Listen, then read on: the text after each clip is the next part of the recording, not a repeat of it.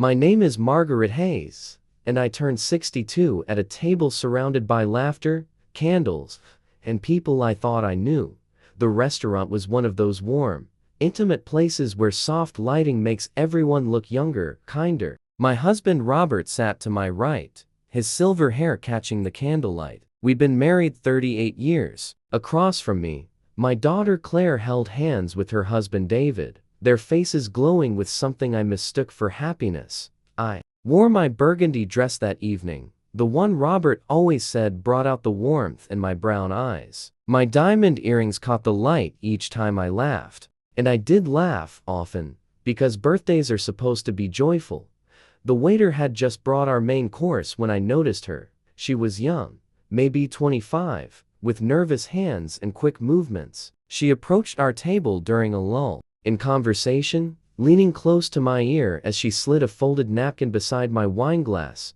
"Don't drink that," she whispered, so quietly I almost missed it.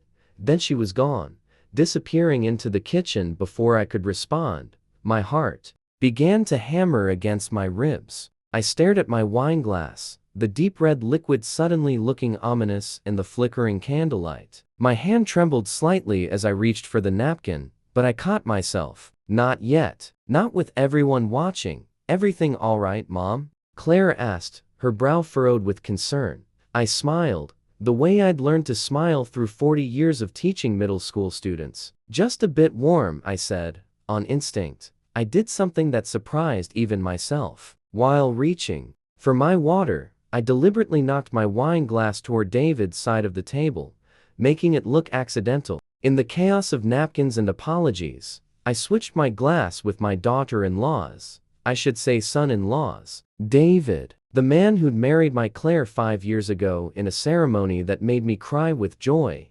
"I'm so sorry," I said, playing the clumsy older woman. "How careless of me."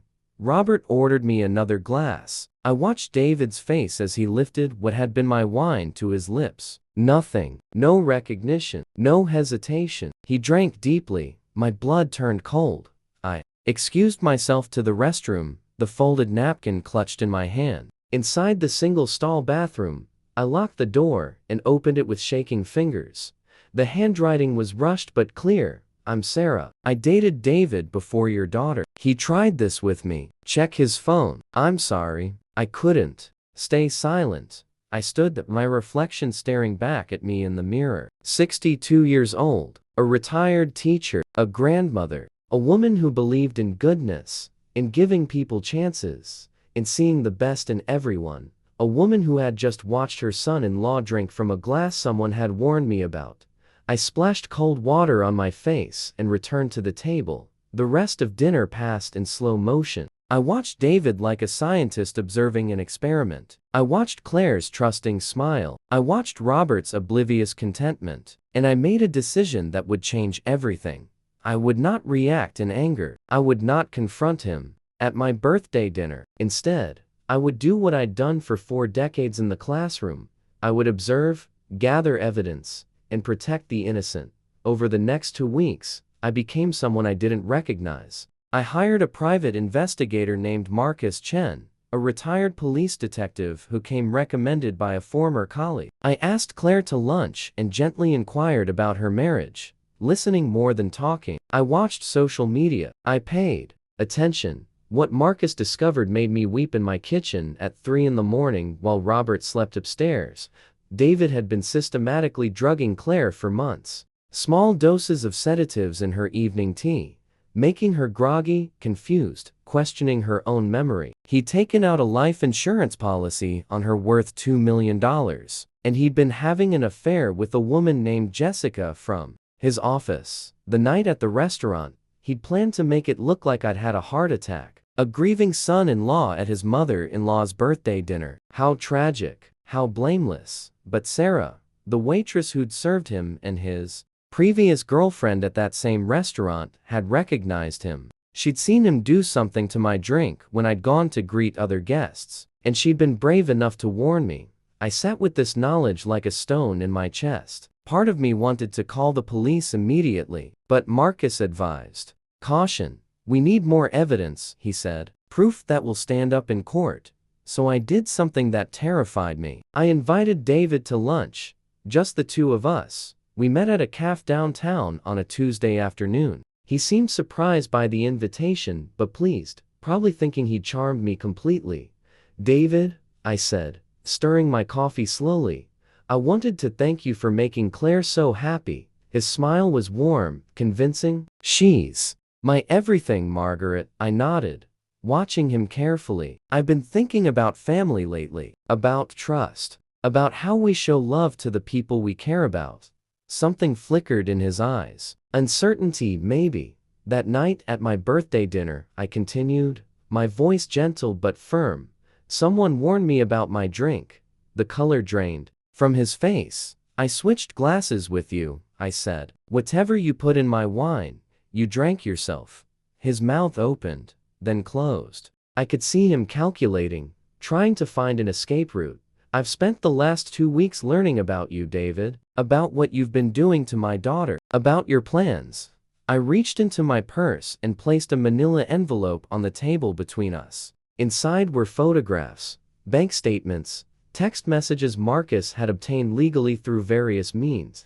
"You have a choice," I said, surprised by how calm my voice sounded. "You can leave, file for divorce, citing irreconcilable differences, disappear from Claire's life completely, or I can take this to the police, and you can explain to a jury why you've been drugging your wife and why you tried to poison her mother." He stared at me, and for the first time, I saw genuine fear in his eyes. "If you ever contact Claire again, if you ever come near my family, if you ever try to hurt another woman the way you've hurt others, I will destroy you," I said. And I have enough evidence to do exactly that. 3 days later, Claire called me crying. David had left, just packed a bag and gone, leaving only a note saying he'd made mistakes and couldn't be the husband she deserved. I held my daughter while she grieved, knowing I couldn't tell her the full truth. Not yet, maybe never. Sometimes love means carrying secrets to protect the people we cherish. But I did tell her about Sarah. I arranged for them to meet, and slowly, carefully, Sarah shared her own story. Claire began to understand. The fog lifted. She started remembering strange moments, unexplained sleepiness, gaps in her memory. 6 months later, Claire filed for divorce on grounds of abuse. She started therapy. She began to heal, and me, I kept teaching, in a way. I found Sarah a better job at a restaurant owned by my friend's son. I volunteered at a women's shelter, teaching survivors about recognizing manipulation and abuse. I turned my fear into purpose. Robert never knew how close we came to losing everything that night. Some burdens are meant to be carried alone. On my 63rd birthday, Claire and I returned to that same restaurant. Sarah was working again, and when she brought our wine, she set the glasses down with a knowing smile. "To brave women," Claire said, raising her glass. "To second chances," I added. We drank deeply, unafraid, surrounded by the warm light, and the certain knowledge that we had protected each other. That love, real love, means staying vigilant, means trusting your instincts, means being willing to act when everything inside you wants to simply enjoy the celebration. The glass I switched. That night saved more than my life. It saved my daughter's future, and it taught me that even at 62, you can discover reservoirs of strength you never knew existed. Kindness is important, but sometimes, kindness looks like revenge. Sometimes it looks like gathering evidence in manila envelopes. Sometimes it looks like giving someone the choice to disappear rather than face justice, not for their sake, but for the sake of the people who love them.